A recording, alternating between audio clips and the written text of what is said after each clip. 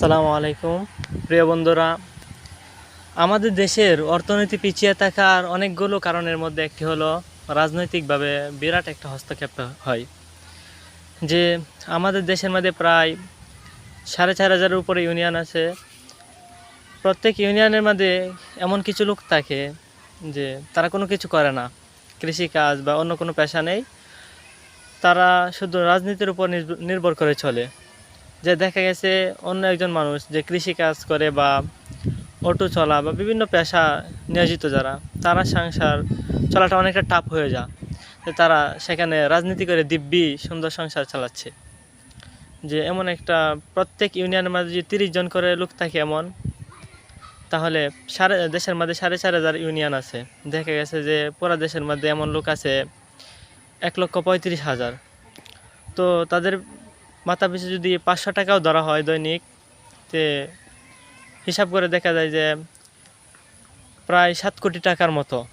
তো এভাবে যদি তারা দৈনিক এভাবে 500 টাকা করে করে লুণ্ঠন করে, তে মাসে প্রায় 150 কোটি টাকার মতো হয়।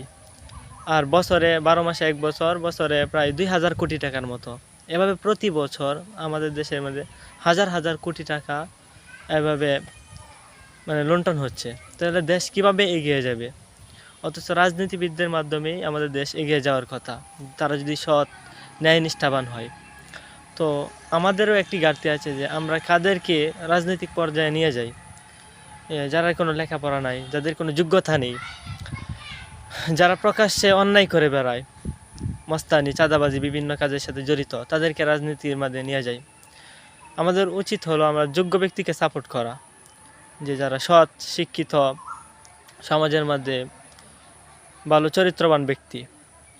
তো আমি এই জন্য একটি কথা বলতে চাই যে আমাদের যারা শিক্ষিত যারা আছে, ডাক্তার, ইঞ্জিনিয়ার বা হুজুর, যাদের কাছে আমাদের দেশের অর্থনীতি আমানত ঠিক থাকবে, জনসাধারণের নিরাপত্তা বা বিভিন্ন চাঁদাবাজি মুক্ত সমাজ গড়বে, এমন লোকদেরকে রাজনীতিতে এগিয়ে আসা দরকার।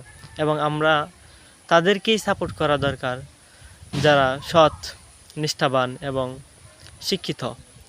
তাদের হাতেই আমাদের দেশ এগিয়ে যাবে বলে আমি আশা করছি। আসসালামু আলাইকুম।